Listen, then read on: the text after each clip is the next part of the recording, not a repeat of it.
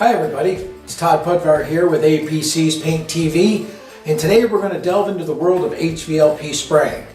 You have your air source, in this case we'll be talking about a turbine. You have an air hose which supplies air to your gun and cup, so therefore you have a cup gun assembly. This is your traditional bottom cup gun. Airflow comes into the gun, pressurizes the gun and the cup at the same time, forcing paint up into the needle nozzle assembly, sending paint out the end of the gun. Then we have what's called a cup over gun or gravity cup style, where the gun is all the same, however, the bottom reservoir or cup has been inverted to the top and you're getting a gravity feed down, very popular in the automotive world. Then the newer style bottom cup guns that have flexible liners that pressurize by being fed air again, same way, into the gun, pressurizes the cup as well as the gun and forces all the air out. Therefore, this allows you to spray upside down, inside out, inside cabinets, gives you a little bit more flexibility. In this model here, on the back of the gun, in the head, you have a valve adjustment for your fluid pressure, the amount of fluid you're letting in, as well as controlling your air here at the top of what's coming into your gun going out to atomize your paint. This model here, the fluid and the air are actually combined. So as you bring your fluid up, your air pressure comes with it.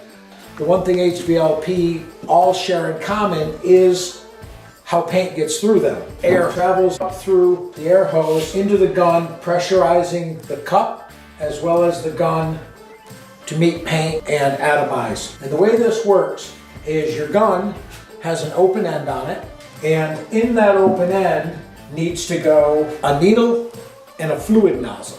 It is geared so that the end of the needle exactly fits the size of the nozzle, and if I engage the trigger it would open that needle and allow paint to go by and out the nozzle, and that's where the paint and the atomization all happens at the end of your gun.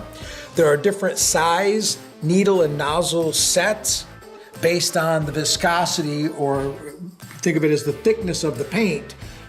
Take your needle and you feed it into the end of your gun, and your trigger will have a way of locking your needle in. You'll know you're right if the needle moves when you engage the trigger. Then you have an air cap guide that goes on the end of your gun. Some guns have this, some guns do not.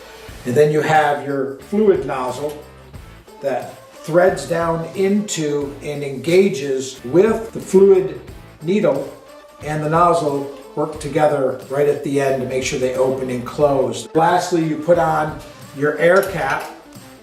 And the air cap on this one, you can see how the letters are oriented on it. And then you take your air cap ring and tighten that up.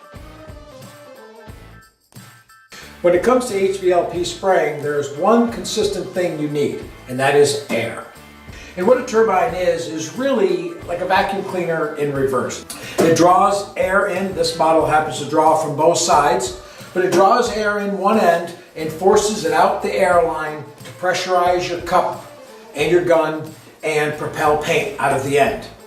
A lot of models will have a second air intake source to actually cool the turbine, because it does generate a lot of heat and friction when creating that air pressure that you need. The higher stage turbine you have, the more flexibility you have in spraying different fluids of higher viscosities, heavier weights, therefore making it more of a versatile sprayer for you.